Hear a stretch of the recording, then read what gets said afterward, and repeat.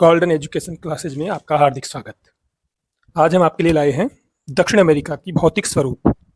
इस भौतिक स्वरूप में हम देखेंगे यहाँ के पहाड़, यहाँ की नदियाँ, यहाँ के क्या नाम से झीलें, यहाँ के मरुस्थल, तो यहाँ के पठार और भी कई सारी चीज़ें, जो भी जितनी भी आवश्यक है परीक्षा में, वो सब चीज़ आज इसमें देखेंगे। अब सबसे पहले हम जो ये दक्षिण अमेरिका महाद्वीप है, इसकी बात करते हैं। तो इसकी स्थिति देखते हैं।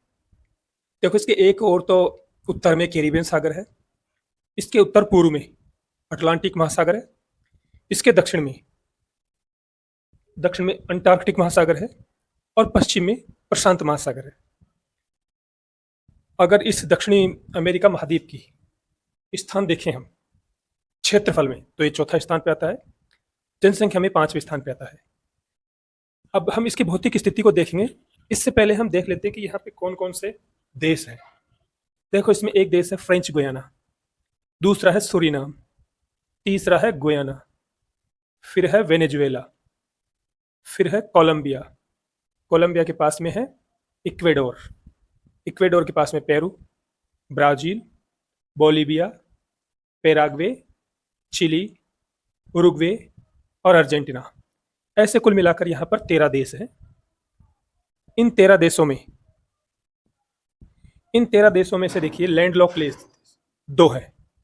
एक तो है क्या नाम से बोलीविया और एक पैराग्वे। देखिए, वो लैंडलॉक देश वो होता है जिसके आसपास कोई समुद्र से संपर्क नहीं हो, अगल बगल में कोई देश हो, स्थल भूमि हो, लेकिन समुद्र से उसका संपर्क नहीं हो।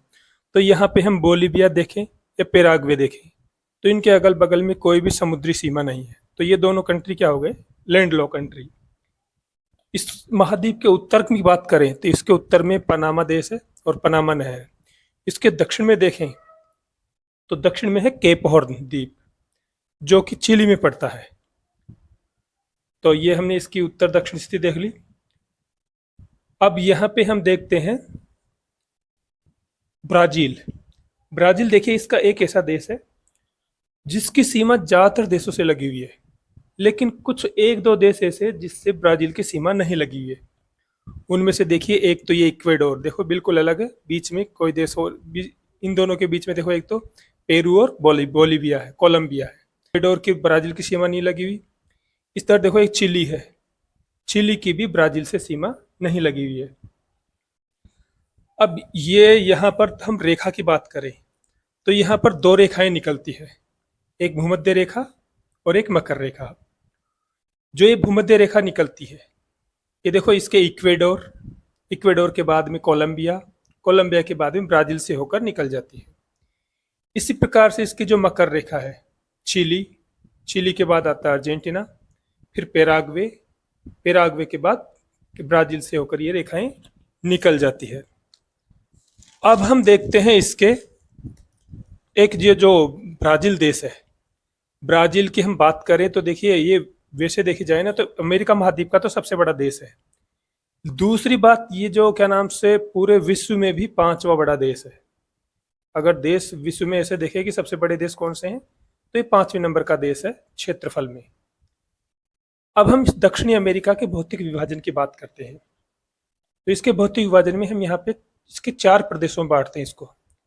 एक तो देखिए, इसके पश्चिमी तटीय मैदान, एक पश्चिमी पर्वतीय प्रदेश, इसके अलावा एक मध्यवर्ती मैदान और एक है पूर्वी उच्च प्रदेश। सबसे पहले हम देखते हैं इसका पश्चिमी तटीय भाग। ये देखो, ये पूरा जो पश्चिमी तटीय भाग है, एंडीज पर्वत के पश्चिम वाले हिस्से में पड़ेगा, थोड़ा थोड़ा किनारे पे। जैसे भारत में वो पश्चिमी घाट है, ऐसे ये क्या है, एंडीज पर्वत के पश्चिम में, ये इस महाद्वीप के पश्चिम में एक मैदानी इलाका है। यहाँ कोई पर्वत में थोड़ा किनारे किनारे पर है। ज़्यादा इसके बारे में और ज़्यादा कोई सी पूछने वाली चीज़ नहीं है। इसके बाद देखते हैं हम पश्चिमी पर्वतीय प्रदेश। पश्चिमी पर्वतीय प्रदेश की बात करें तो इसमें एक मुख्य पर्वत श्रृंखला है, एंडीज पर्वत श्रृंखला। ये पर्वत श्रृंखला देखो, जो अमेरिका महाद्वीप है, दक्षिणी अमेरिका महाद्वीप, इसके पश्चिमी भाग में ही स्थित है ये। अगर इसकी वो स्थिति को देखें तो ये लगभग 7 देशों से होकर ये गुजरती है। इसमें देखो, जैसे कि वेनेजुएला है, उसके बाद कोलंबिया है, इक्वेडोर है, पेरू है, बोलीविया है, चिली है, अर्जेंटीना। ऐसे कुल मिलाकर 7 देशों से होकर ये श्रृंखला गुजरती है। अगर इसकी लंबाई को देखी जाए तो विश्व में सबसे लंबी पर्वत श्रृंखला है ये। कुछ किताबों में इसकी लंबाई 7,242 किलोमीटर है, कुछ में 7,000 भी है, कुछ में अलग भी हो सकती है। मुख्य रूप से देखो 7,000 के आसपास है। अगर इसका वो देखें प्रकार में तो ये नवीन वलित पर्वत श्रृंखला है, एक प्रकार से नवीन वलित पर्वत श्रृंखला का प्रकार है इसका। इसकी उत्पत्ति को देखें तो देखो, जो प्रशांत महासागर में एक प्लेट है, नाज का प्लेट, और ये जो उत्तरी अमेरिका, वो दक्षिण अमेरिका महाद्वीप स्थित है, वो दक्षिण अमेरिका की प्लेट है। ये दोनों प्लेटों में आपस में टक्कर हुई, तो टक्कर के फलस्वरूप ही इस एंडीज पर्वत श्रृंखला की उत्पत्ति हुई। ठीक है ना, तो ये इसकी उत्पत्ति के बारे में देख लिया। अब देखो, एंडीज पर्वत में हम कई पर्वत चोटियां हैं जो कि ज्यादातर ज्वालामुखी उद्गार के कारण बनी है। उनमें से एक है एकांकागुआ, एक है ओजेस्डोल सेलेडो, एक है चिम्बोरेजो और एक कोटोपेक्शी। अब इनके एक एक को देखते हैं। देखो, एकांकागुआ ये विश्व की सबसे ऊंची, विश्व की नहीं, दक्षिण अमेरिका की सबसे ऊंची चोटी है ये। इसकी ऊंचाई लगभग 6,960 मीटर है। ये चिली और अर्जेंटीना की सीमा पर पाई जाती है। दूसरी पर्वत चोटी की बात करें, ओजेस्डोल सेलेडो, देखिए ये भी क्या नाम से दक्षिण अमेरिका की दूसरी ऊंची चोटी है ये, और ये भी चिली और अर्जेंटीना की सीमा पर पाई जाती है। तीसरी चोटी है चिम्बोरिजो। देखो, ये चिम्बोरिजो चोटी जो कहाँ पाई जाती है, इक्वेडोर देश है ना, ये इधर भूमध्य रेखा के पास में से जा रहा है, इक्वेडोर देश में स्थित है। इस चिम्बोरिजो की एक विशेषता है कि यह एक ऐसी पर्वत चोटी है जो पृथ्वी के केंद्र से सर्वाधिक दूरी पर स्थित है। अब ये कैसे दूरी पर स्थित समझो। देखो, हम पृथ्वी को ऐसे मानते हैं गोल, तो एकदम ये बिल्कुल गोल नहीं है। थोड़ी ये जो भूमध्य रेखा की तरफ तो ज्यादा फैली हुई है, और ध्रुवों की ओर थोड़ी कम फैली हुई है, यानी थोड़ी दबी हुई है ध्रुवों की तरफ से, बीच में से थोड़ी ज्यादा फैली हुई है। भूमध्य रेखा पर इसका व्यास ज्यादा है, और हमको पता है कि ये चिम्बोरिजो कहाँ पाया जाता है, भूमध्य रेखा के पास में। चिम्बोरिजो भूमध्य रेखा के पास में पाया जाएगा, तो भूमध्य रेखा, अब इसका व्यास निकाले हम केंद्र से, तो वो सबसे ज्यादा होगा ना। अगर ध्रुवों की तरफ जाओगे छोटा होगा, तो इसका व्यास सबसे ज्यादा है, और यही पर्वत ऐसा है जो भूमध्य रेखा के पास में पाया जाता है।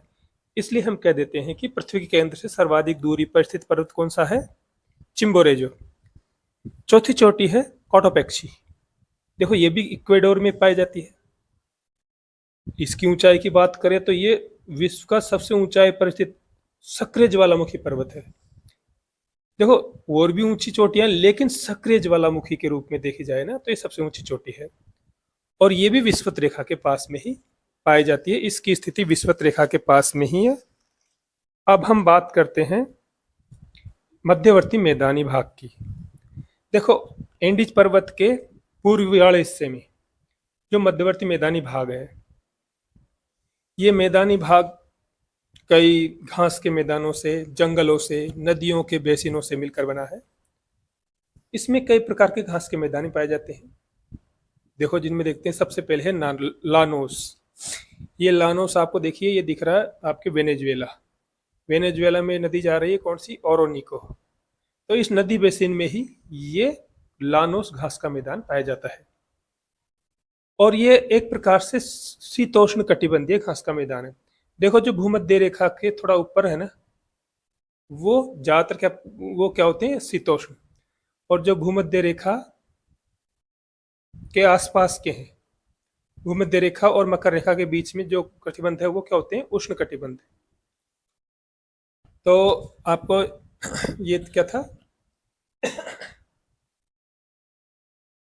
लानोस, इसके बारे में देखा। अब दूसरा है एक घास का मैदान, कंपोज।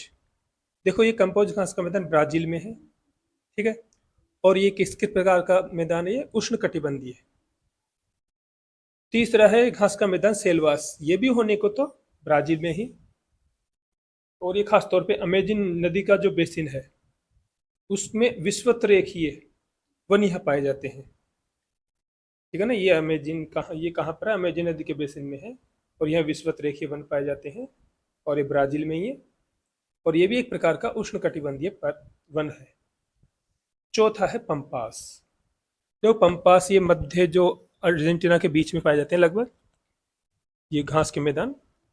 ये अर्जेंटीना का इसे हृदय भी कहते हैं हम। क्यों कहते हैं? क्योंकि देखो यहाँ गेहूं की खेती काफ़ी होती है, काफ़ी प्रसिद्ध है गेहूं की खेती के लिए। यह चूंकि घास के मैदान काफ़ी है तो पशुपालन भी ज़्यादा होता है। तो पशुओं को पालने के लिए यहाँ पे कुछ लोग रखे जाते हैं, उन्हें क्या कहते हैं? गाउचो। पशुओं की देखभाल करने वाले को क्या कहते हैं? गाउचो। और यह एक प्रकार का शीतोष्ण कटिबंध वन है, शीतोष्ण कटिबंध वन। पांचवा घास मैदान है ग्रान चाको। ग्रान चाको। अब देखो ये घास का मैदान आपके पाया जाता है उत्तरी अर्जेंटीना और पश्चिमी पेराग्वे। यहाँ पर पाए जाते हैं कुछ घास के मैदान, कुछ वन। ठीक है, तो हमने इसमें कुछ घास के मैदान देख लिए। अगले वीडियो में हम देखेंगे पूर्वी उच्च भूमि। तो जाने से पहले आपसे फिर एक निवेदन है, चैनल को सब्सक्राइब जरूर करें, वीडियो को लाइक करें, शेयर करें। फिर मिलेंगे अगले वीडियो में। धन्यवाद।